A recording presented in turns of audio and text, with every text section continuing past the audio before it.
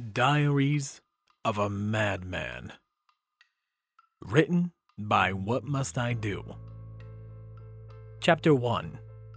And so it begins. Part 2.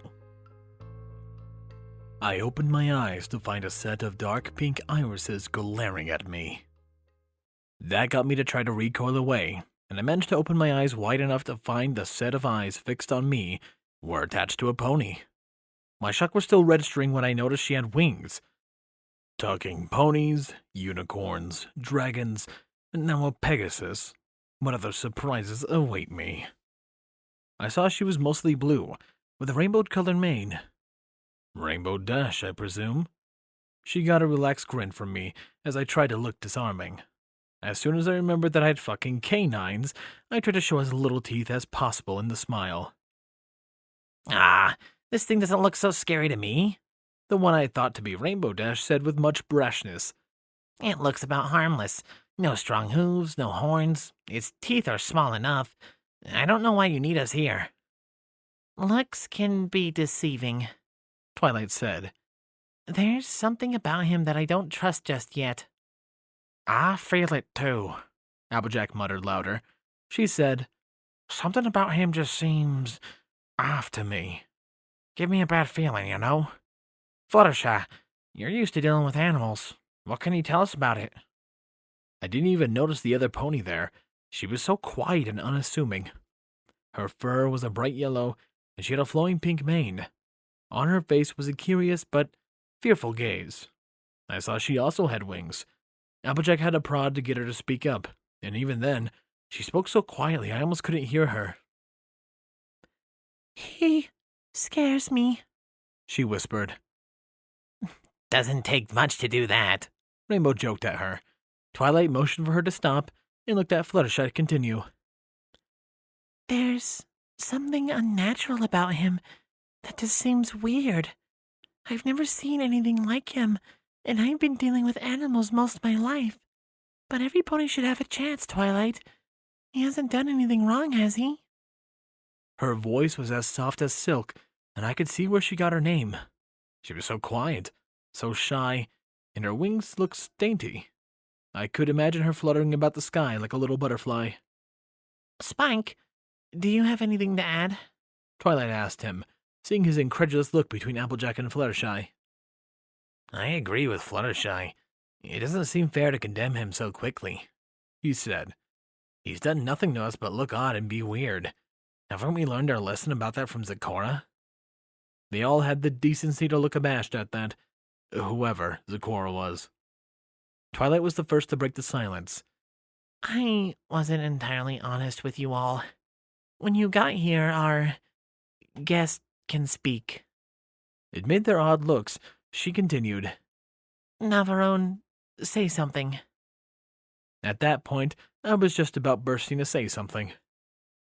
You know I'm intelligent and educated, Twilight. You also know I am what you decided to summon. It's not my fault that I'm here. Given the choice, I'd happily be back in my bed, the bed you ripped me out of. I told you what I have with me and how tired I am. I don't know why I should say anything more until you decide what to do with me. As your little friend said, doesn't everyone deserve a chance? They were silent for a few moments, and Applejack was the first to break the silence. You know, Sugar Cube, he's right, she said. If what he said is true, then it ain't fair to keep him up there. Rainbow Dash quickly added her 2 cents. Applejack is right. I say let him down. If he tries anything, we can take him. Fluttershy nodded, happy that her friends agreed that I should be given a chance. Twilight deliberated for several tense seconds before sighing. I guess I should tell you all the whole story then. She spent a few minutes recounting the tale of my conjuration, most of what I said, and what about the items I had on me. I don't want to hold him forever, and the princess did give me leave to do what I felt was right, but the spell I was made to summon the most dangerous thing in the world. Should we really risk letting him go? So much for not biasing them. We could leash him, suggested Rainbow Dash. I gave her the nastiest glare I could, and she had the grace to look away, blushing slightly. Never mind. I've already said I have no intention of hurting anyone. If you won't believe me now, then I doubt you ever will. I said, looking at Twilight. The silence returned once more, the ponies looking at each other and at me a few times. Twilight was the first to speak up. I think we need to talk about this away from him. Spike, watch him. If he starts breaking free, make as much noise as you can and we'll be there right away. With that, the ponies walked out of the main library area, into some side room, trying to keep as much space between me and them as possible. I was left with the dragon. Tell me the truth, Spike. What are my chances of getting out of this mess? I asked him. He looked at me with a wide smile, showing off some cool spiked dragon teeth. You're gonna be fine. I don't think any pony here would hurt you for no reason. I don't know when they'll let you go, but they won't hurt you, he told me. How about you tell me about you humans? I sighed and delved straight into a long lecture about political theories, comparing democracy, despotism, and monarchies, and how they would fare under the economic systems of capitalism, communism, and socialism. He quickly shushed me, not at all understanding the majority of the words I was saying, and we waited in silence. After what felt like an eternity, the ponies came back in. Fluttershy looked somewhat worried, but resolute. Applejack and Rainbow Dash looked determined, and Twilight looked resigned. I had a good feeling. Don't make any sudden movements, Twilight warned me. That was all I got before unceremoniously being dropped onto the floor. I landed hard and did my best to force my stiff knees to catch me. I slowly straightened my back, loudly popping it as it cracked into a straight line. From the first look of it, I stood at least a head and a half over the ponies, and around 3 feet over the little dragon. My arms folded over my chest, and I stood calmly, awaiting their next move. I would ask you to empty your pockets, Twilight said. If you want us to give you any degree of freedom, we can't have you walking around with anything dangerous. Sighing slightly, I did as she asked. There was not a table near me, so I knelt down and emptied my pockets. Soon enough, there was a nice little collection in front of me. I jumped a little as Twilight's horn started glowing and the objects drifted off the floor and slowly sailed towards her. I wouldn't play with some of those. If I were you, you might get hurt, I warned. She took my hint and moved them to a small table at the edge of the room. We'll go over them later, I guess. For now, we have to decide what to do with you. It's getting late and I really don't want to leave you with any means of hurting any pony. I did my best to look hurt. Hey, I've done everything you've asked and even offered a bit more. I didn't have to tell you about my tools, and I could have fled as soon as you dropped me. No offense to your friends, but you would have been hard-pressed to stop me if I really wanted to get away. You have nothing to fear from me as long as you continue to treat me fairly. Rainbow Dash and Applejack looked a bit insulted at my estimations of their worth, and Fluttershy paled slightly, some of the sureness in her face gone. Spike quickly spoke up in my defense, oddly enough. Twilight, I really don't think he wants to hurt us. I say we let him stay here, at least for the night. We have an extra bed after all. I could see that this kid was going to be really useful, and it helped that he looked really cool. I mean, come on, he's a fucking dragon. Applejack and Rainbow Dash weren't very happy with that plan. You want to leave him in the middle of Ponyville? Applejack asked. I snorted at the name of the town. We could easily take him to my place outside of town. If he turns out to be dangerous, we'll be in a much better area to stop him. Rainbow Dash looked at me askance before turning her eyes back to Twilight. Better than that, you could use that spell to make him be able to walk on clouds. I could take him to my place and leave him there for the night. There wouldn't be anywhere for him to go or no pony for him to hurt. Twilight took a second to consider. Moving him would be too risky. There are too many ponies around. If they see him, they might panic or ask questions we don't want to answer yet. Both of those plans are good possibilities for later, if we need them. But for now, they wouldn't quite work. We just have to leave him here and hope he sticks to his word.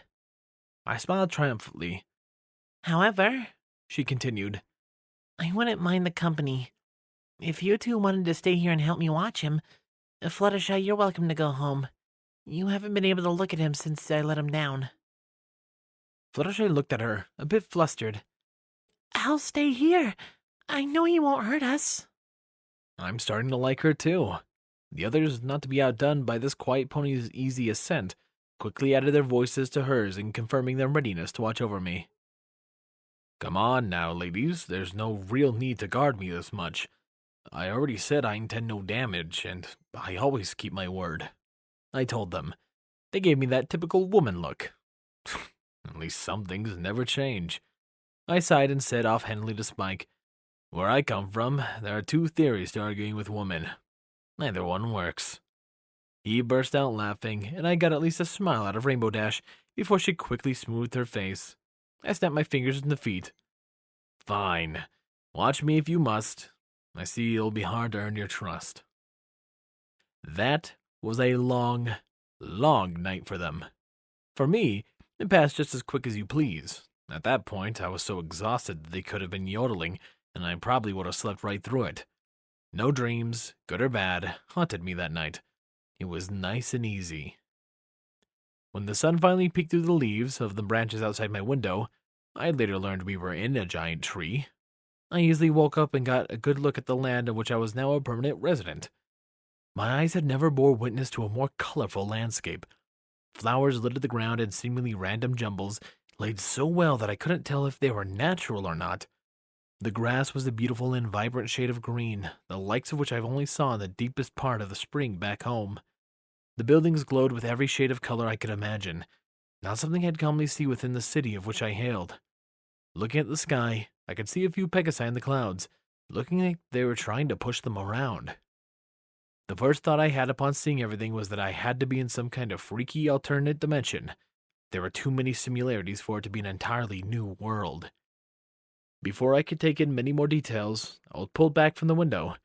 I turned to see Twilight appear to shrug before saying, Sorry, but I don't want to risk any pony seeing you just yet. I sighed, rolling out of bed and stretching lightly. So, what's on the agenda today? I asked her. More interrogations, or are you just gonna deliberate what to do with me? And I felt my stomach shift. I don't suppose you have any food that I would be able to eat? After your good behavior last night, She said, giving me a snort. we were thinking of introducing you two to my other friends. She continued. And my friend Applejack brought you some... Wait, what can you eat? Fruit, meat? She shuddered at the last and looked at me with an expression I was beginning to recognize as concern. Some vegetables? What do ponies eat? She looked happier to be explaining something. Fruit, vegetables, grass, flowers. Some of us even eat leaves. So you eat meat? I can eat it, yes, I said. But it's also possible for humans to live without it. Though it sucks when you have to. With Spike and as an assistant, I don't know why you would find it so hard to accept something that eats meat. Spike doesn't eat meat, She answered, looking at me with something else in her face. Disgust, perhaps. What the fuck kind of dragon doesn't eat meat? I shrugged. You said your friend Applejack brought me something. I'm willing to bet my useless money that she brought me apples? Twilight nodded. I can eat those, assuming they're the same apples we have in our world. Twilight sagged slightly and gave me what I'm pretty sure was a smile. I raised an eyebrow, but said nothing. She tried searching for my face for something, but gave up. I felt the same way. I had no idea how to read a pony face. Come on down to the main room, She said. They're already here. I followed her to the staircase, and we descended into the foyer. I heard two astonished gasps. Oh my word! What is that thing? One of the new ponies said. She was another unicorn.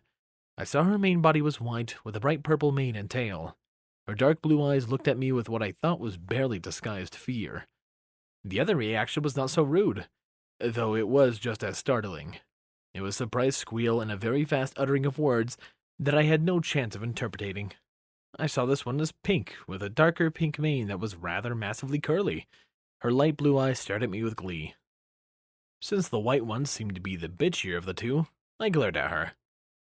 Nice to meet you too, Toots. I guess you learned your manners guarding the concentration camp. She had the grace to look ashamed, at least. I probably shouldn't have been so harsh, but a slowly growing anger with the entire situation at hand gave my words a sharper edge. Though, thinking about it, they probably had no idea what a concentration camp was. Twilight cleared her throat. Pinkie Pie, Rarity, this is Navarone. He is my guest. He's a human. I bowed mockingly. I apologize for my outburst. I've just never seen anything like you. Rarity said, actually sounding like she meant the apology, instead of most dickwads I've run to and just say it out of some manner of punishment. Consider it forgotten, I told her. Where I come from, the exchange we have would not have needed apologizing, as our thoughts cancel each other out. I suppose I need to learn new rules here. Now it seemed the pink one once again has something to say. What are you gonna do to him, Twilight? Can we keep him? Huh? I could tell it was going to be a long day. One long day later, I was still not that much closer to many answers. Apparently these ponies had more technology than their simple accommodations gave them credit for. Twilight led me and her friends down a cellar full of science equipment and started to hook me up to some of it. I was feeling decidedly uncomfortable about the situation. Are you sure all of this is necessary? I asked, flexing my arm against the chair cuff she had it in. We're just running some tests, Twilight told me. We have to make sure you don't have anything in you that might make us sick or unhealthy. Some of the containment spells I cast on you while you were summoned will be wearing off soon, and I don't want to risk anything. Cooperating with us will make us more willing to trust you. What about the others? I asked. Do they really have to... Suddenly, a lightning bolt shot up and down my spine. Oh, that's what that does! Pinkie Pie exclaimed. I was left speechless, smoking slightly and my hair thrown about. Sweet Celestia, Rarity said, rushing to my side. Both she and Fluttershy attempted to do some manner of comforting to me, for what little good their hooves did against my skin. After a few moments, I spouted a bit of smoke and managed to find my voice. Son of a bitch! Don't do that again! I hissed at the horrid pink horse. Why would you keep something like that in the lab anyway? I asked Twilight. At least Rainbow Dash was amused, struggling not to laugh at my disheveled appearance. The others seemed a bit taken aback, either by my voice or Pinkie Pie's rashness, or maybe how quickly I recovered. Hell, I don't fucking know. Well, excuse me for being curious, Pinkie said. But wasn't it so cool? Actually, that's not supposed to happen, Twilight said. In fact, I don't know how she did it. Seeing Pinkie Pie move to show her, Twilight quickly added, And don't show me how it's done either. I don't want him to turn violent. The rest of the testing went relatively smoothly, though I must admit a few of the tests had me a bit flustered. Some of their comments on the anatomical differences were also a bit disconcerting. From their comments, I'd put these ponies at the age of young adults, maybe equivalent to our 18 or 20-year-olds. All female, of course, aside from Spike. It was, as I said, a long day. So, as far as I can tell, you're healthy, Twilight told me. I don't know much, well, anything, about human physiology, but you look okay, even after that nasty shock. It was nearing night again, and our friends actually left. That surprised me. You trust me enough already to not need a group to watch me? I asked. We're a trusting species, she told me. Don't abuse our trust and we'll get along fine.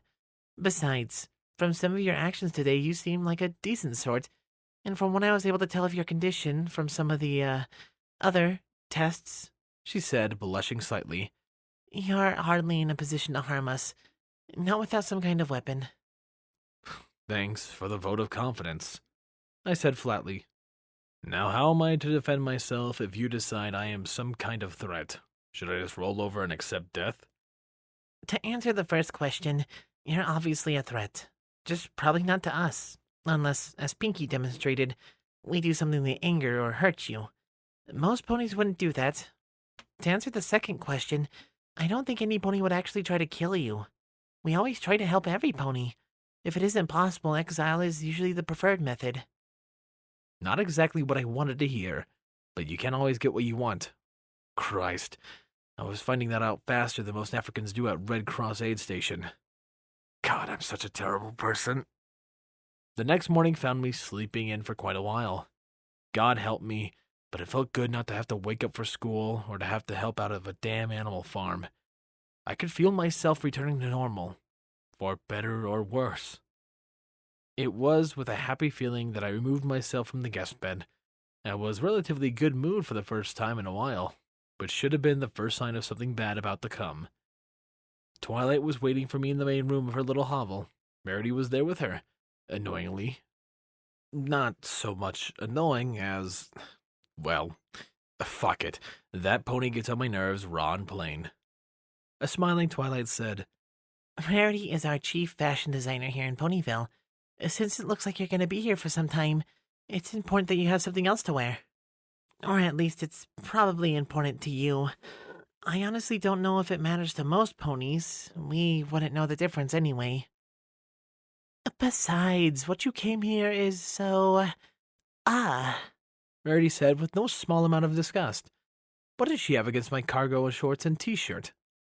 Twilight doesn't want you seen outside the building yet, so I had to bring all of my measuring tools here. I do hope you'll accept my offer. I would love the challenge in being able to say that I was the first to design clothing for the newest discovered species. I would love to accept, but I have no way to pay for the labor. It hardly seems fair in my mind, I said. Oh, you needn't worry about that, Navarone, Rarity quickly said. Every pony knows you're in a tight spot, and every one of us is here to help you adjust. Getting into local fashion would help much with that. That's a semi-decent pony, actually. I suppose, but please don't dress me pompously. Keep it simple. I don't know if you can make denim, but otherwise direct copies of my shirt and pants would be good. There's no way it'll blend in with crowds, but that doesn't mean I have to stick out like a sore thumb. If anyone asks why you don't design better clothes, just tell them this is from the fashion back where I come from, and hope no one decides to copy it. She seemed a bit taken back from my tirade and possibly insulted. Keeping it simple, Navarone. That is what a lay pony is for. I'm here to dress you up like you are, the one and only member of a species no one has ever seen before. The mystery, the intrigue. Her voice dropped, her lower lip quivered, and her eyes got a big and teary in this next bit. You wouldn't deny poor little me the opportunity of a lifetime, would you? I looked at her for a second, before bursting out in laughter. She just glared until I managed to recover.